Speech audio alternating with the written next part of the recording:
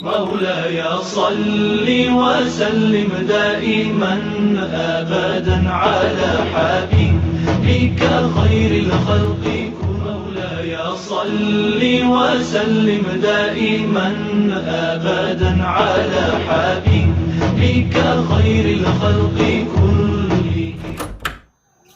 Assalamualaikum warahmatullahi wabarakatuh. Alhamdulillahilladzi arsala rasulahu bil huda wa dinil haqq liyudhhirahu 'ala ad-dini kullih wa kafa billahi shahida.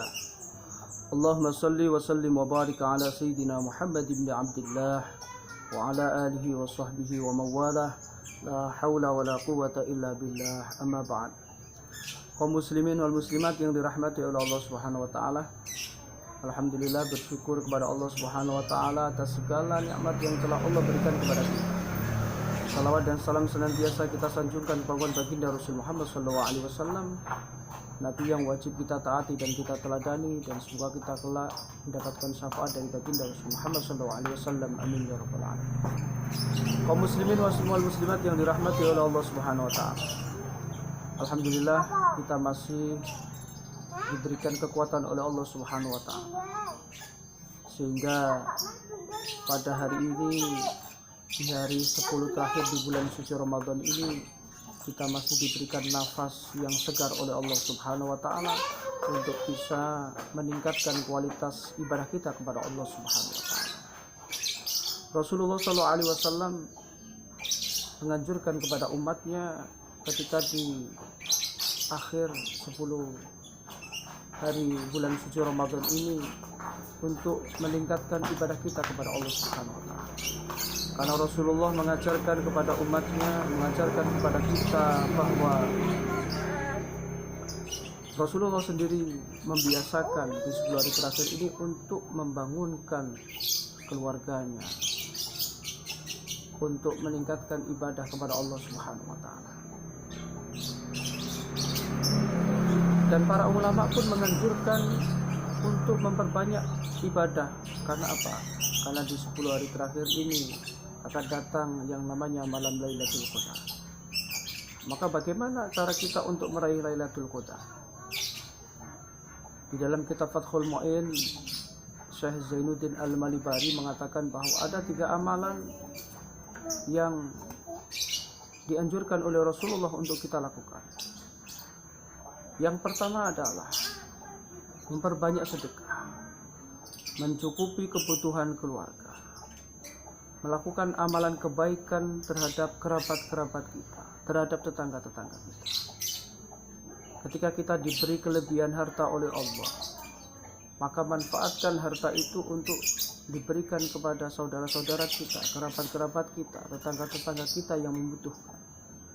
Apalagi di musim masa global, pandemi global seperti ini, banyak saudara-saudara kita, tetangga-tetangga kita yang berdampak sehingga mereka banyak tidak bekerja. Maka uluran tangan kita sangat diperlukan, sehingga harta kita ini akan menjadi berkah ketika kita mau mensedekahkan harta kita kepada saudara-saudara kita yang membutuhkan.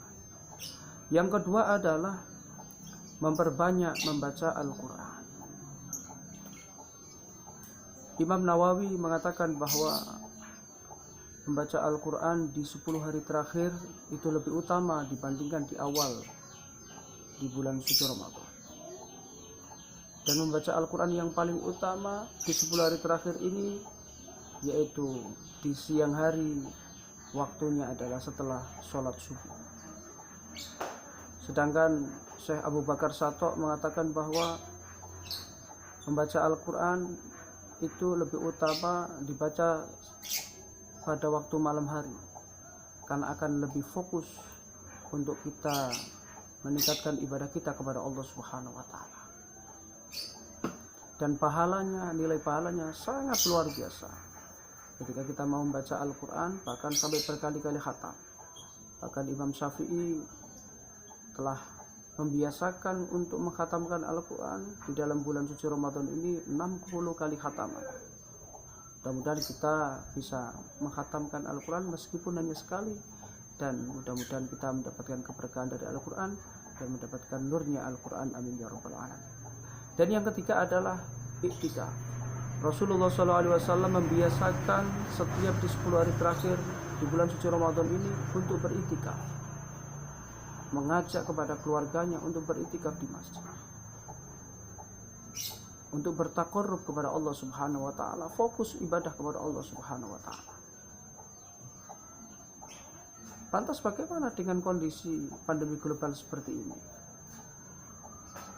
Ulama mazhab Syafi'iyah ada yang memperbolehkan bisa kita iktikaf di rumah, di dalam satu ruangan yang kita biasakan untuk melaksanakan sholat.